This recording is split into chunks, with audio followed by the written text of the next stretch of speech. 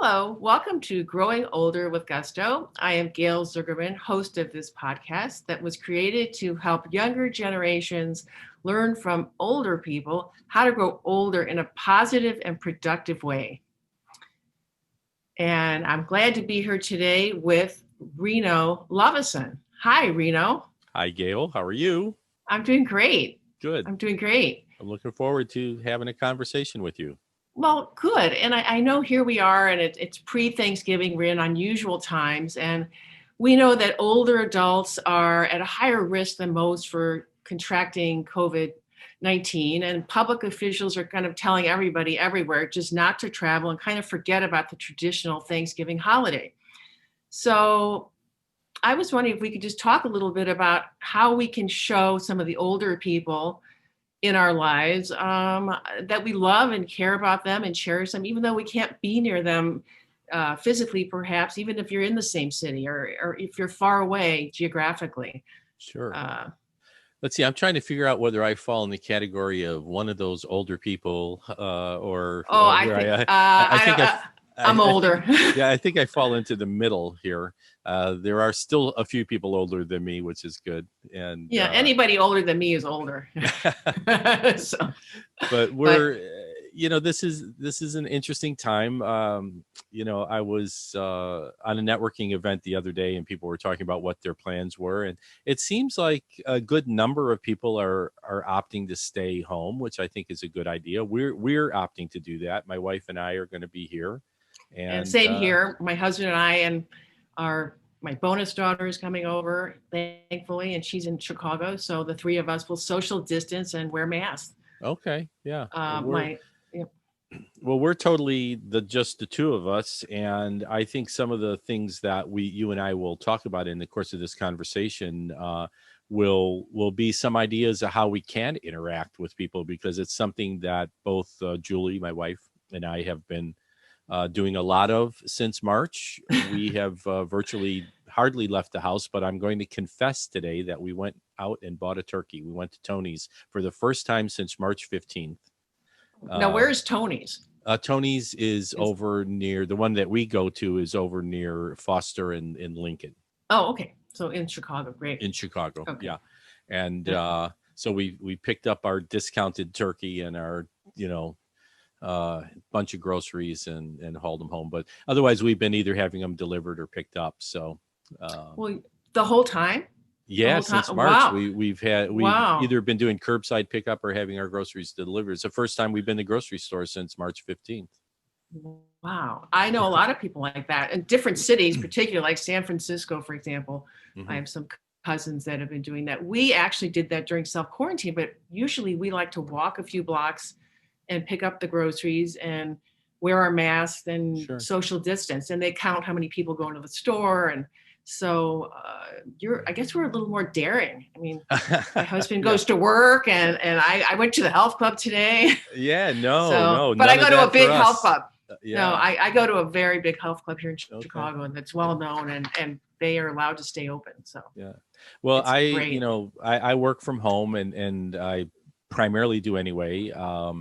I do video production, and I also have a website called Chicago Broadcasting Network, where we talk all about, it's a podcast as well that talks about things that are going on in the Chicago area. So I'm used to working at home and in this kind of environment.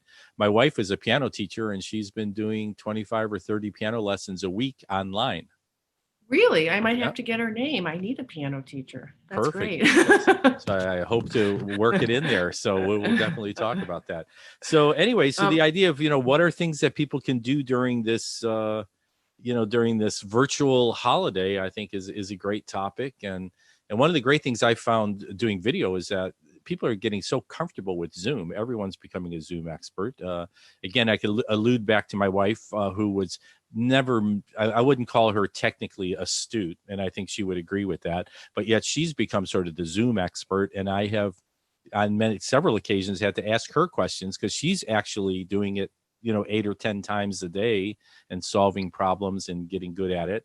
And I think the trick now is how can we use Zoom and this other technologies to interact on a social way that'll be fun and interactive. So that's where I thought we might take this conversation now that I've just taken Yeah. over your show.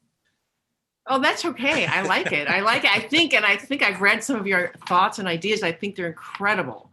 Yeah. And I really am excited for you to share them with our listeners. Right. They're really great. Well, if I can start with one thing, which is, since I mentioned talking about Zoom, because this is something that we have done over the last couple years anyway, because my wife's sister, my sister-in-law, lives in Cleveland, and there have been several occasions where she's wanted to be with us on some holiday or another and couldn't do it. And we actually have taken the tablet and we put her at one of the places at our table.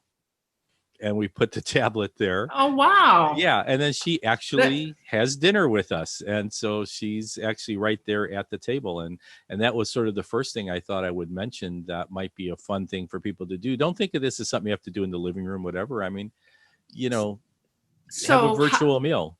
How would you suggest people do that that don't have technical expertise, for example? How would that work for them? Well, I would give say, us like the 1, 2, 3 of how to do it. I would say the minimal expertise you need is the ability to use your cell phone or a tablet, which, more and more this has become innocuous. Everybody's got them.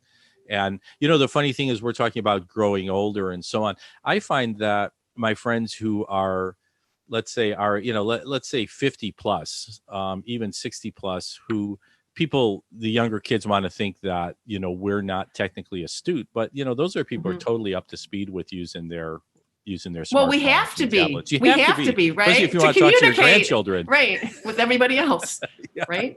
Exactly. So the thing is to, just find a small little tripod or just a bunch of books or something and stack them up, and where you can put the tablet or the smartphone at a level that makes sense. And then you can have the person right there at the table with you. So, Thanksgiving, if it's grandma who can't be there with you, or if it's your sister-in-law or one of your kids, you can be right there. And if you want to really do it right, they can be having their meal. You can be having your meal and be at the table with each other and have the same conversations you would normally have. Yes, I experienced that last spring. I was invited to a Zoom Seder. Okay, and perfect. We all sat around a table and did exactly that but we used our laptop. Yeah, certainly a laptop will definitely do it, and whatever you're comfortable with, whatever works for you, that would be good. So, Reno, if you were going to give us, the listeners and myself actually, the top tips for people trying to connect over Thanksgiving in these times of COVID-19, what would come top to mind? Sure. I jotted down a few things because I think today people are, more and more comfortable, as we mentioned, using Zoom. Maybe you prefer Skype. Maybe you prefer, what's the iPhone, FaceTime. These are all different technologies that people are, more and more comfortable with. But there's a lot of things you can do besides just have conversations. So certainly one of the things, if you have little children, for them to do some kind of performance or some sort of presentation, something little kids, especially I would say 7 or 8 and under, sometimes older too, like to put on a skit or a play or something. It's not easy to get them to engage in conversation, but they might want to prepare something that they can perform for the family.